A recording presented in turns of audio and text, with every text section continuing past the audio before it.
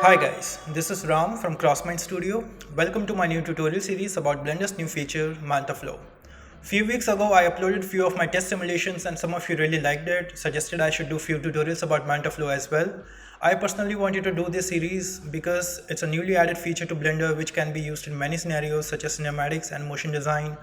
And since I was exploring and learning Mantaflow myself, I thought it's best time to share this tutorial while my observations are fresh. This will be really exciting series and a lot of fun. Those of you who don't know what Mantaflow is a new smoke and fluid simulation system which is now part of Blender. And in this series, we are going to introduce how Mantaflow works, both liquid and smoke system, and how you can create some useful simulations such as fire, smoke, explosion, splash, and other forms of fluid and smoke simulations with it. Unlike previous tutorial series where we had pre-decided number of chapters, this will be an ongoing series and we will keep on adding chapters to it whenever we come across a new topic or challenge worth sharing about Mantaflow. So you can keep an eye on this playlist over here and add this to your favorites and enable the notification whenever there is an update to this one.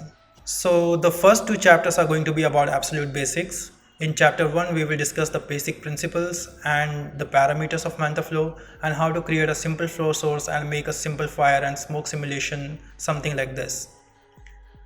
In chapter 2, which will be coming within this week, we'll talk about how to shade volumetrics, in which we will discuss the basic shading process for your smoke simulation using attributes and principal volume shaders and create a different looks for the same simulations using different shader settings. So without holding you back any further, let's jump right to it. Now those who are new to simulations, there are a few things I wanted to clarify a bit for them.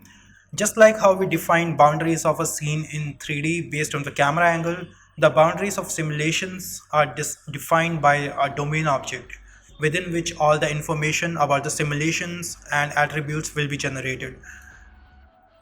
Now these domain objects store simulation data in voxels such as explosion or a splash, etc. and also give you access to attributes for shading purposes such as how much heat is there, what is the density of smoke, smoke color, flames, how much velocity, temperature, etc. And these attributes can be used for rendering purposes. These voxels, think of them like a pixels for a moment. Just like more pixels make a picture more defined, similarly more voxels make your simulations more realistic and well defined at the cost of performance. So the bigger the simulation is, the slower the performance of the simulation will be. Basically, the simulation of fountain will take much longer to simulate than the simulation of a small glass of water. Because of the scale, there will be much larger number of particles or the voxels to simulate. So to clarify how to set up this further, I will quickly explain with a sketch which is much faster. So let's say you have a scene of forest where few people are sitting next to bonfire. When adding simulation, you will have to think where the fire source is. So it's right in the center in this scenario. So let's create a domain object which defines the boundary of this simulation somewhere over here and make it large enough so that it does not clips off the smoke. Now try to visualize the smoke. From around here it should disappear, so you can make the box somewhere around this tall.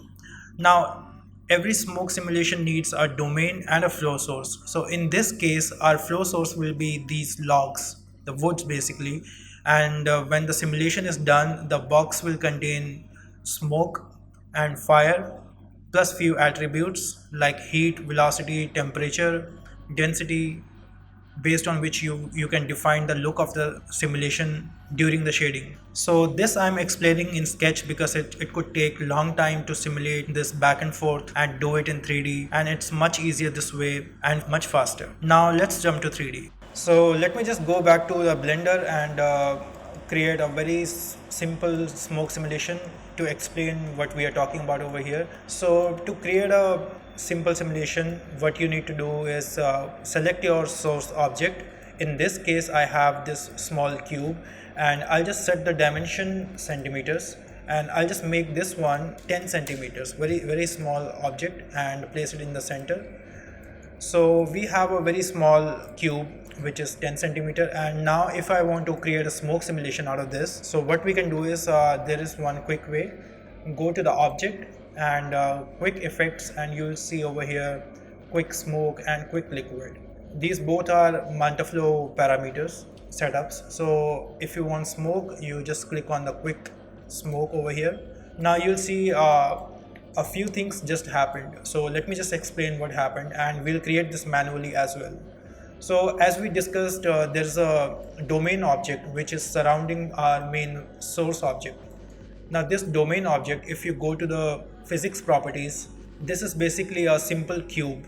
If you go to the edit mode, it has 4 vertices in a polygon, and it's a basic cube. Okay, what is happening is when you click on the quick effects and apply quick smoke, this takes a cube and converts that into a domain object, and also applies one fluid physics properties to our source object. Now what I'll do is I'll do the same thing again, but without the help of quick preset, so that you can understand this better. I'll go to the physics properties over here and click on the fluid, and what kind of fluid you want. Over here you'll select this is a flow object. We want the smoke to flow from this object, so let's make this one a flow object. Okay, now I'll make another cube and place it in the center somewhere over here, and make it around this tall.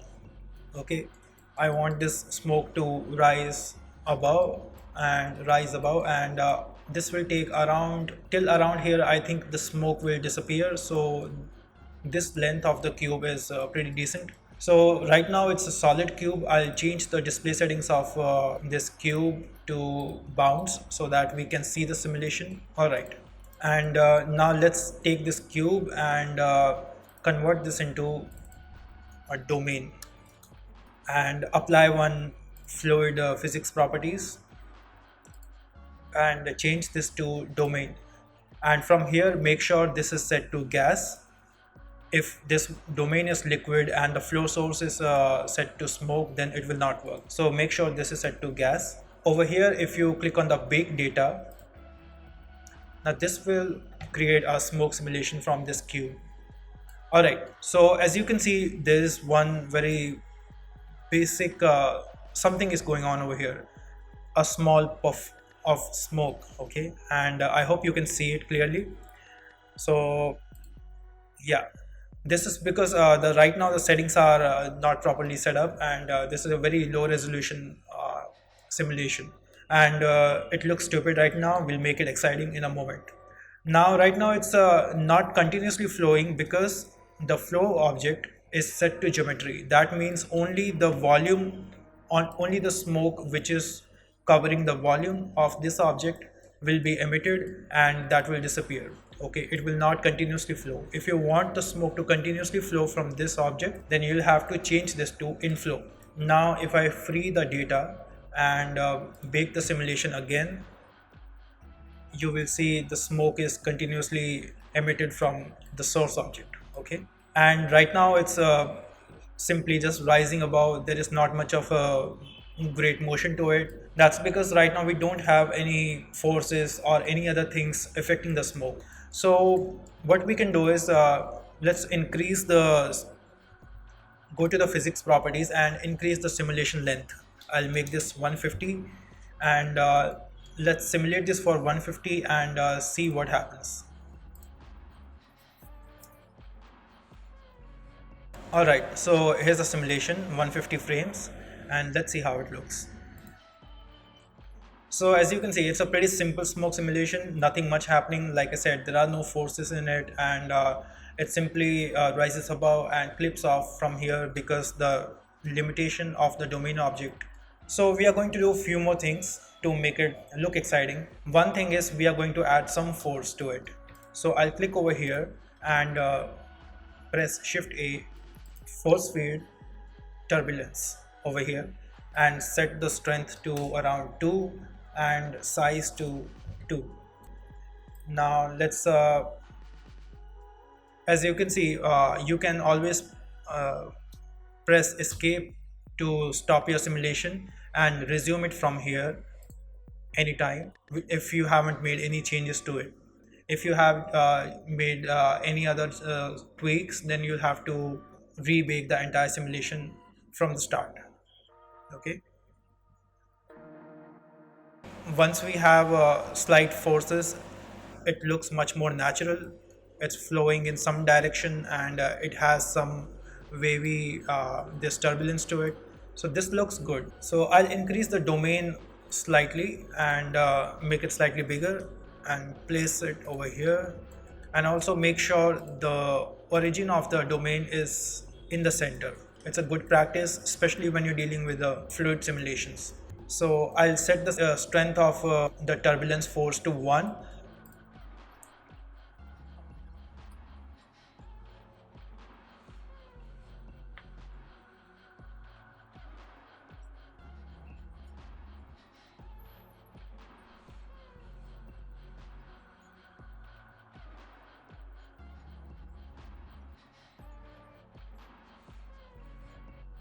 Alright, so I decreased the strength of this turbulence, and before going forward, I just want to clarify a few more things. So let me just go through a few of these parameters one by one.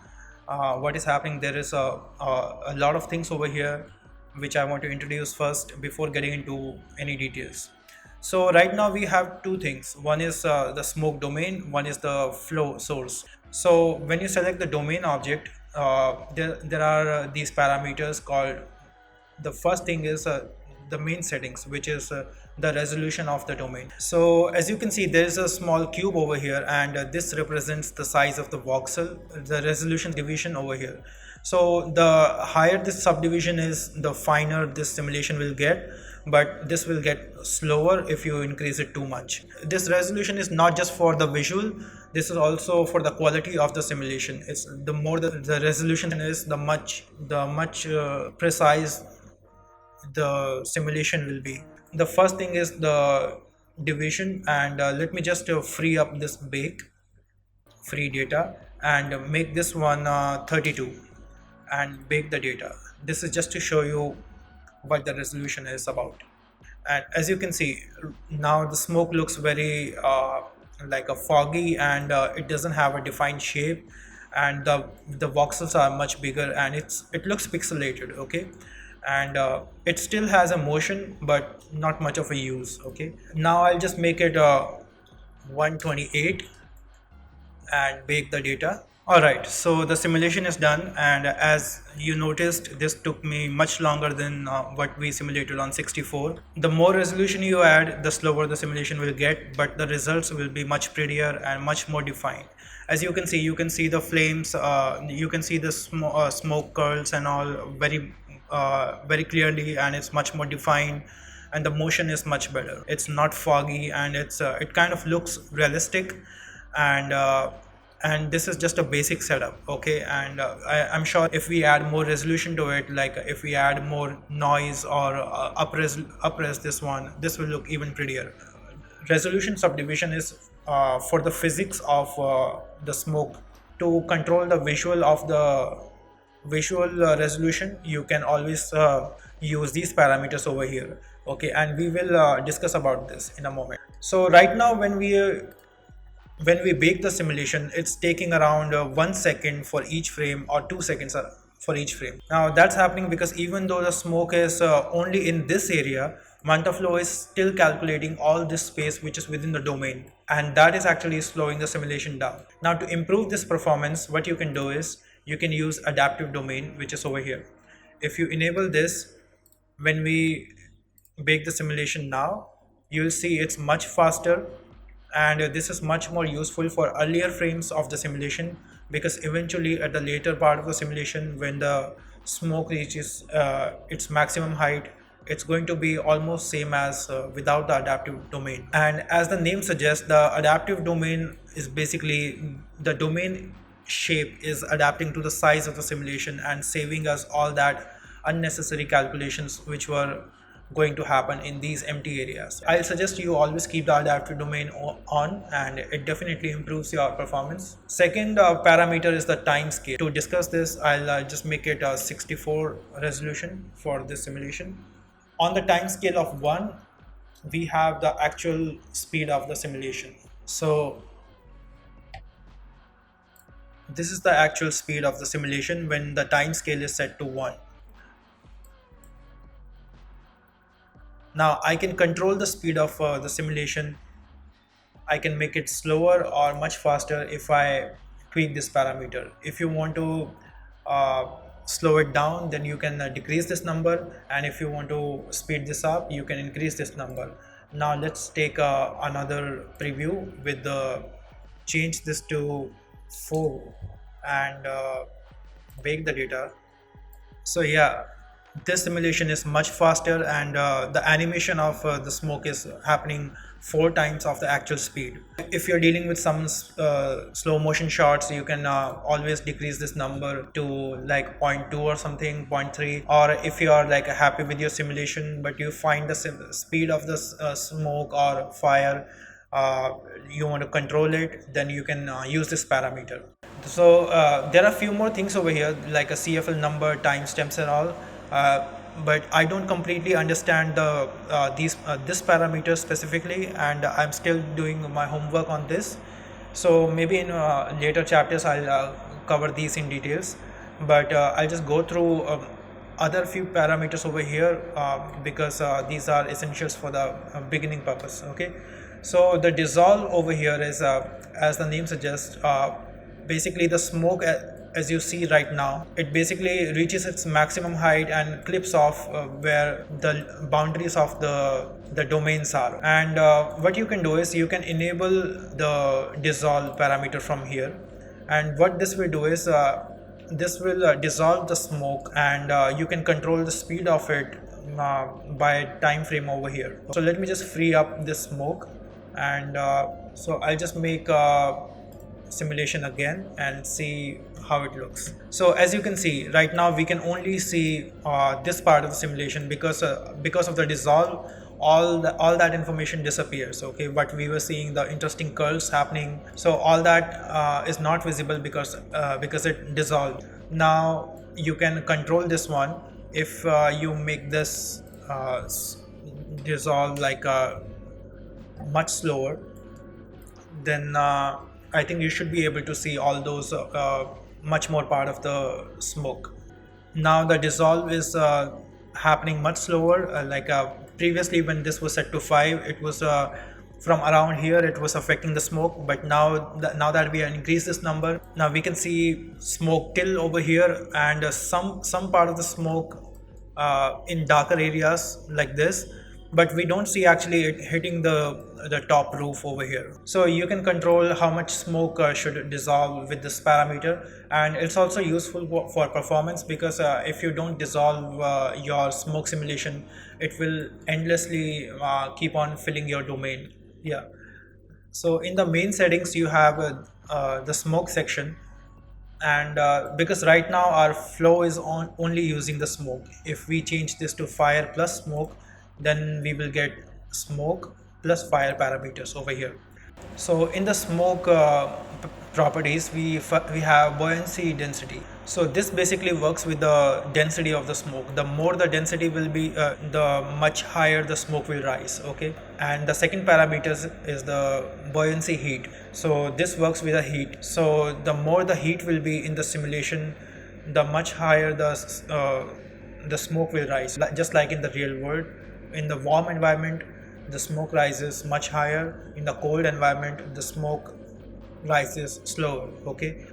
Third is the vorticity, and this basically adds a turbulence noise to your simulation. So I'll just show you a quick preview of this one. If I increase this parameter, let's say by 4, okay, the heat parameter, and if I bake the data now, you will see the flames are rising much higher, and the smoke is rising basically much higher because there is more heat. But if I decrease this parameter like a 0.4 or something, and as you can see, this is a much slower reaction, and the smoke is rising much slower. Now think of this like maybe a candle flame. Okay, the candle flame will have a less heat buoyancy. Okay, and if you want to make something like a high burst maybe gasoline fire or something, then you'll have to increase this number and it will generate much more energy.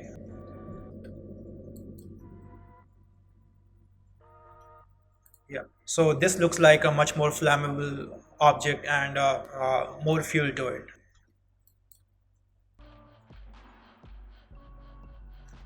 So similarly, there is buoyancy density and which basically works with the smoke.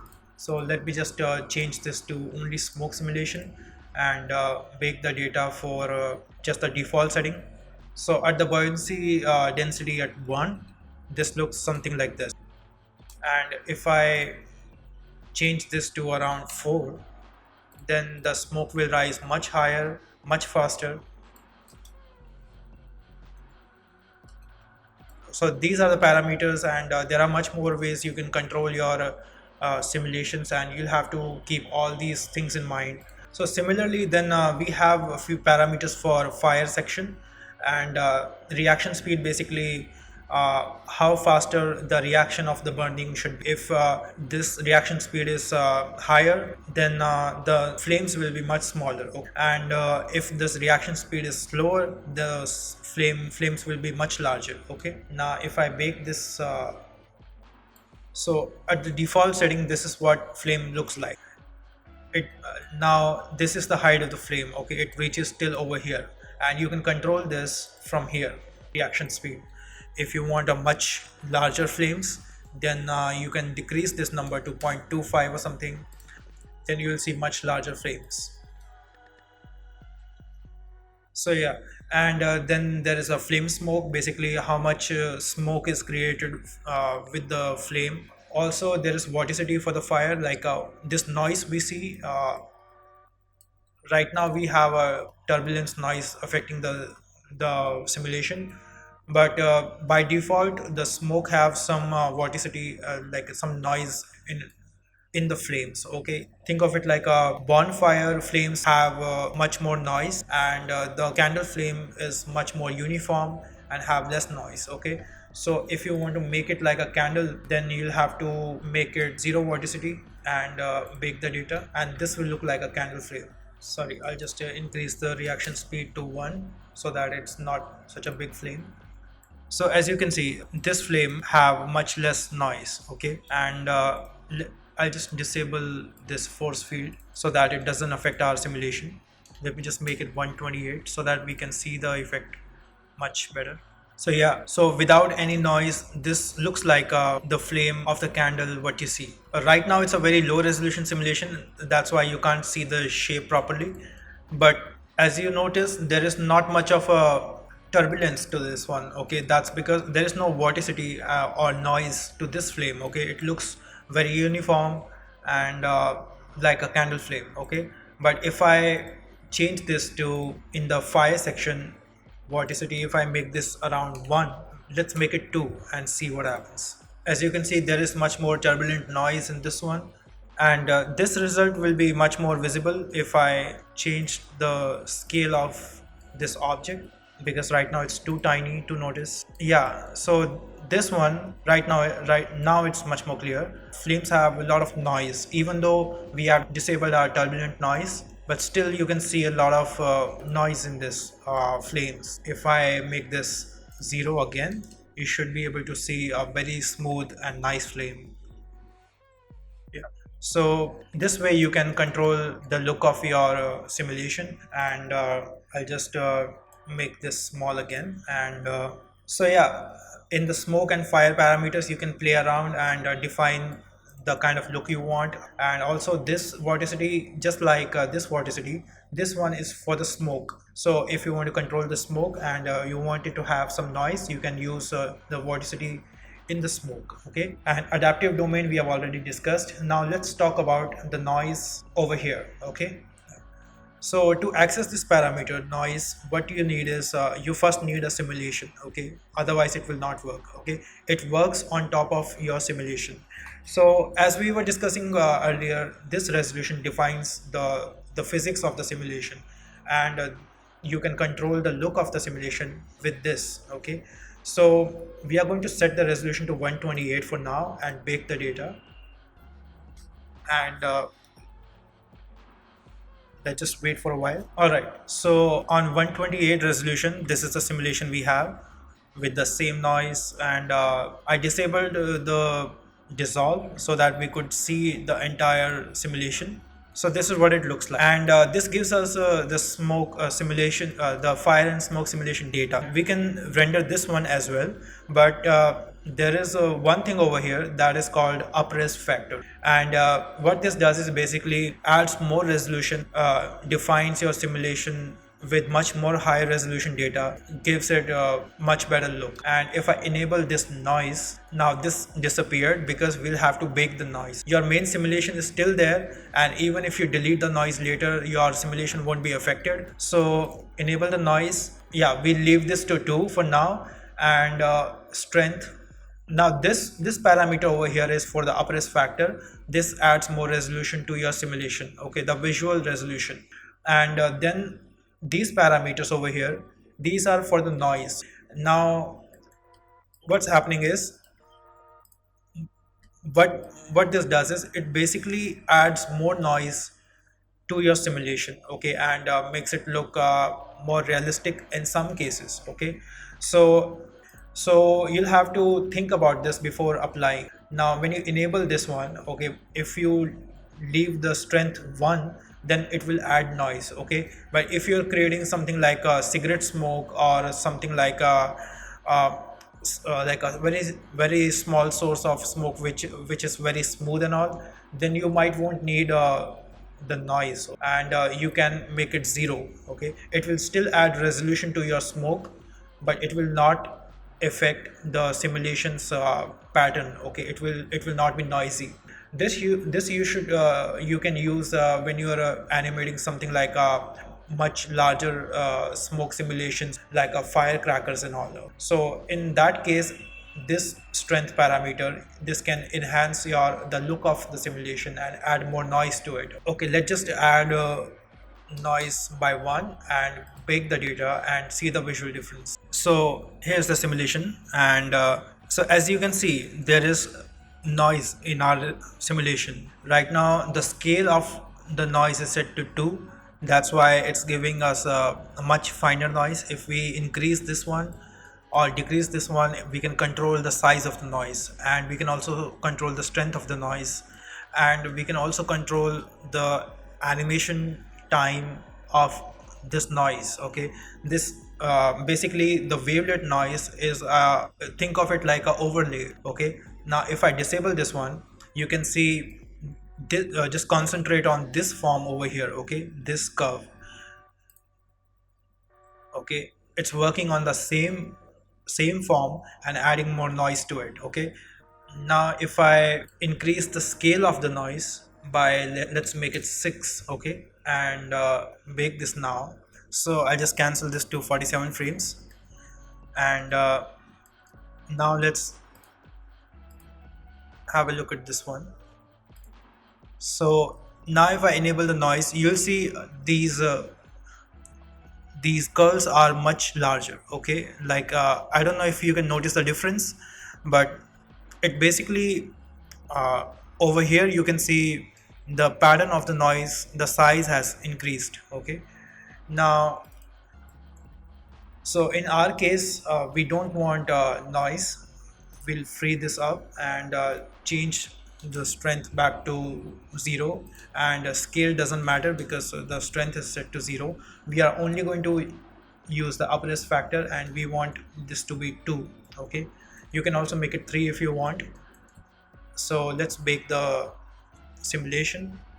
All right, so now as you can see, our simulation have much more resolution, and it's much more defined compared to what we had earlier without the upres. So this is the default simulation without upres factor.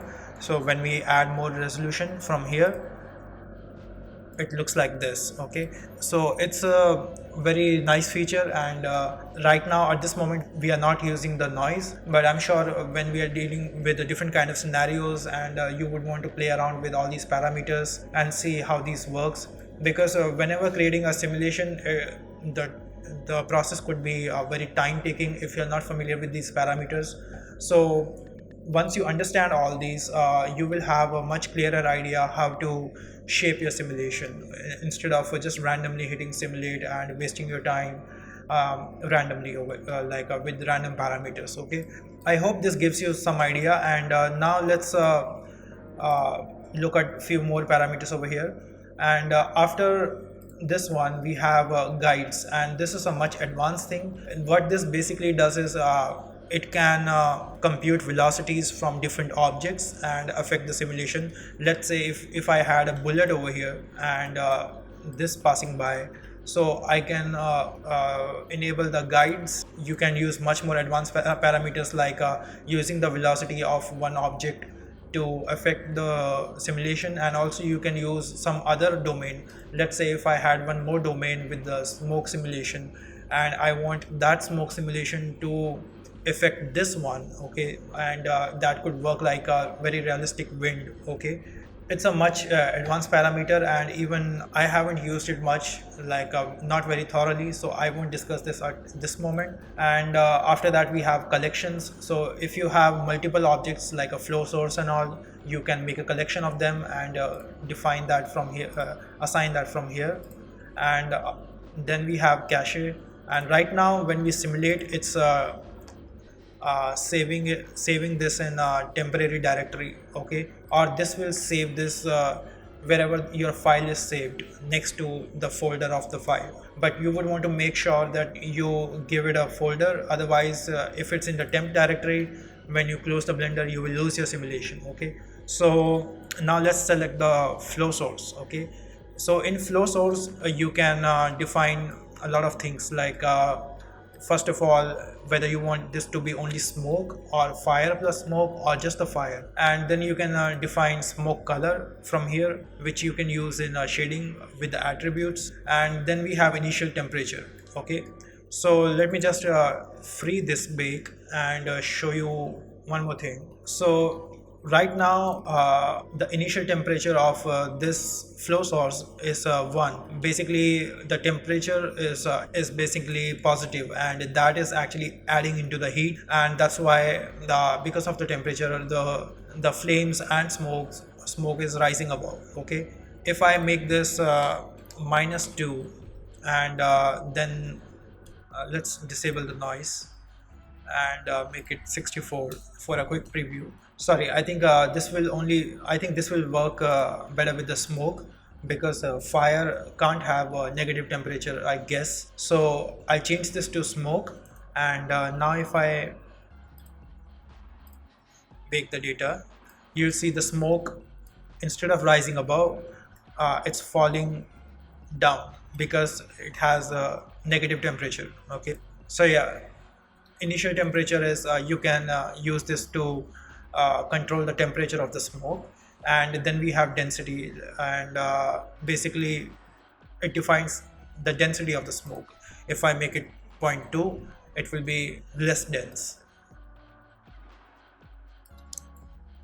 and if I increase this to 1, then we have much more dense smoke. Okay, so density is pretty straightforward. So yeah, so just to give you a quick overview, if you enable the initial velocity, then whatever the animation the source object have, let me just go to the front view and free the animation. So let's say if my emitter is at this point at frame 1, and at around 30 it's over here, and at around 60 it's over here. Okay, and now this object have some velocity. Okay, now if I enable the initial velocity, and now whatever the velocity of the object is, that will that I can use in the smoke simulation. So if I make this 2, it will be much more high velocity, the velocity will affect the smoke much more, as you can see.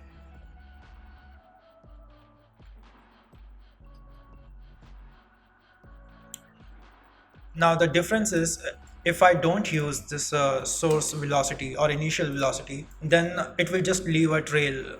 Uh, the smoke will not use the velocity from the object. So that is something to keep that in mind. So right now it's just leaving a trail of smoke and it's not using any velocity. All right. And similarly, you can define like how much velocity in the normal direction you want. It basically works with the normals of the geometry. If I enable the normals in these direction, in the vertex normals, so the smoke will have velocity in these direction. If I define this, make it a 3 normal velocity, then the simulation will have some velocity in the direction of the cube's normal. Yeah, as you can see over here, instead of just a plain trail, when the smoke is emitted, it has some velocity in these directions.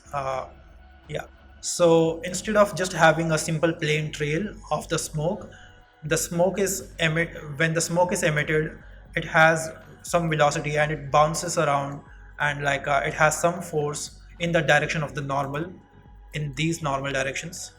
And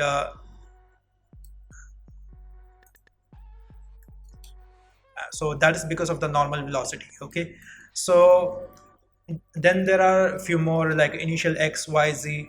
You can define in which direction the velocity should be. Like if you give it a x velocity, then the smoke will move in this direction more. Then if you have y velocity, then in y direction, and z direction will make it go upwards. So if I give it a 5 velocity in the z direction, then it will work something like a fountain. So yeah, because of the z velocity, the smoke, when it's emitted, it moves upward, but because of the negative temperature, then it falls down.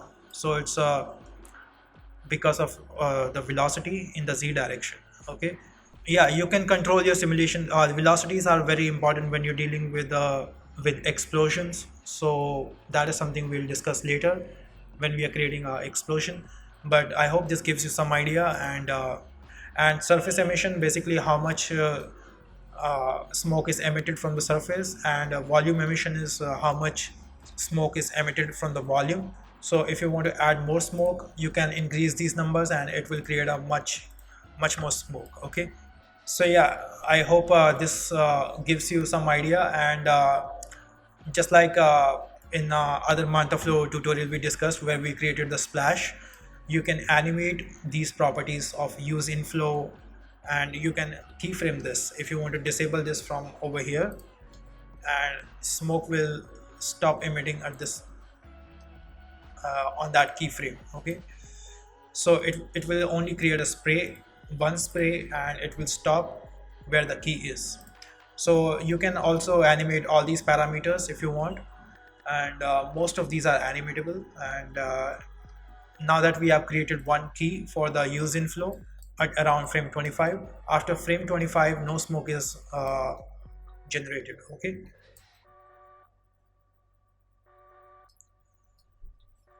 alright, so just to conclude this chapter, I've set up this file and it's a pretty basic setup, and the results are what you've seen in the trailer. Just to give you an overview of what is going on over here, I have this domain object which is a simple cube, and the dimensions are 4 by 4 by almost 8 meters. And then we have a cube over here which is like around 0.15 meters, and you can play with the centimeters if you want.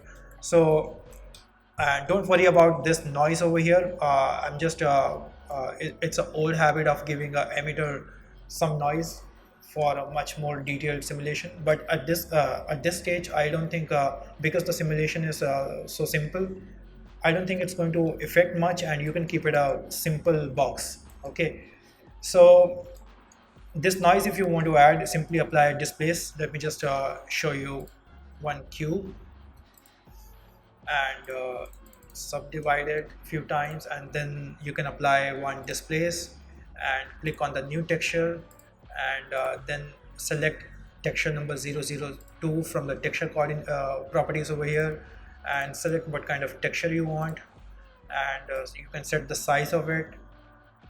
And then in the modifier properties, what kind of texture coordinates you want. You want some other object to affect the texture coordinates, you can do that and select this empty. And now when you move this empty, it will animate your geometry. Okay, and we talked about this in our introduction series, so if you're confused, you can have a look at it later.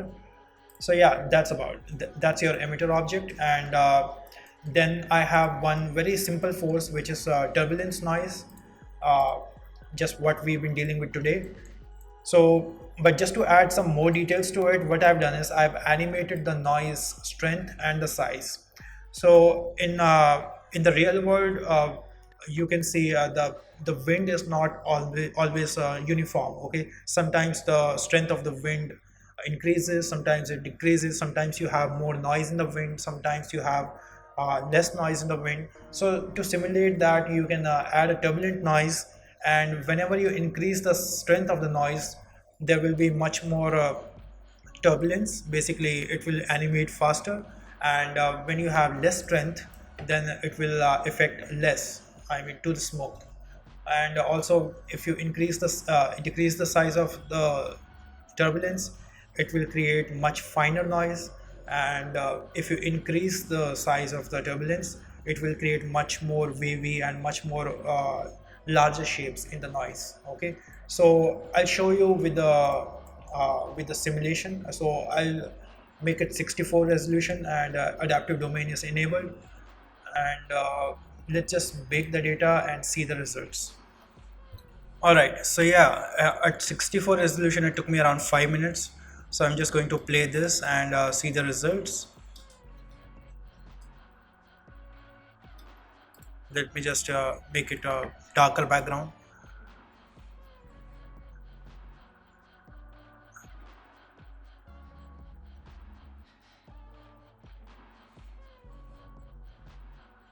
Yeah, so as you can see, because we have animated the turbulent noise, whenever the strength of the noise increases, somewhere around here, you can see there is a push to the smoke, and somewhere around here and here, and these will be much more visible in a higher resolution and around at the end of the animation. So it has some nice motion to it. And also if you notice over here, whenever the size of the turbulent noise gets smaller, there will be much more noise to the simulation.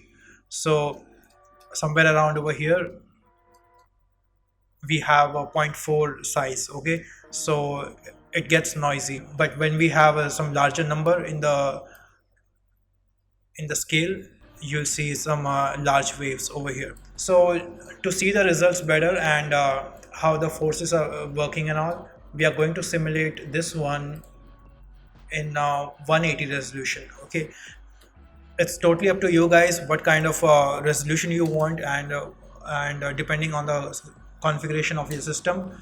My final simulation will be in 256, and that can take a lot of time, so I would recommend you to stick around 128 to 180 for now, and it's going to look pretty good even in that resolution. So I'm just going to show you a preview of how it should look like in 180 resolution with the uprest factor. Okay, so I'll make it 180 and I'll enable the noise and enable the uprest factor. Okay, now instead of baking these two separately, I can choose final simulation from here, and what this will do is it will bake the simulation and the noise, these both together in one go. Okay, so since I'm pretty sure what is going on over here, I'm going to bake this all and come back in some time and show you the results. Alright guys, so the final simulation is done, and I'm just going to do a preview and show you the results. So here's the preview for the final simulation which we just did on the 180 resolution, and this looks pretty good. I think it's pretty much similar to what you've seen in the trailer, in the final render. The motion is pretty much same. That's because it's the same file, same setup, nothing has changed, and the only difference here is the 180 resolution. And for the comparison purpose, I'm just going to keep both the previews side by side. On the left side we have a 180 resolution, and on the right side we have a 256 resolution. So this one on the left took me 45 minutes for the entire baking, and the one on the right took me around 3 to 4 hours. And the results in the results, I think both look pretty good, and it's up to the requirement. The 256 resolution definitely have much more clear shapes and much more defined smoke. But like I said, it depends on the what your requirement is, and if it's for very realistic visual effects, then the more resolution works in the favor. But if it's for something like an animated cinematic, then I think the medium resolution of from 128 to 180 works pretty well. Okay, so I'll let you guys decide on that, and do play around with all these parameters, the basic ones we discussed today, and there are much more things we are going to discuss in this series in the later chapters with the different kind of assignments. So yeah, just take it easy on this one. This could take some time to get get used to. So I hope to see what you guys make with Mantaflow, and do share your results on Instagram. Tag me with Crossmind.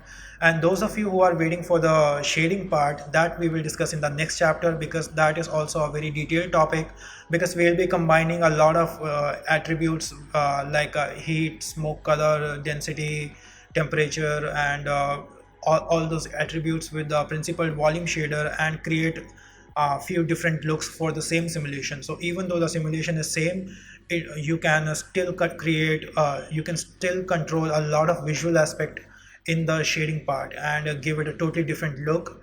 And so that is a lot of fun, and that is what we are going to discuss in the next chapter. So I hope to see you guys around, and see you in the next chapter. Thank you and good luck.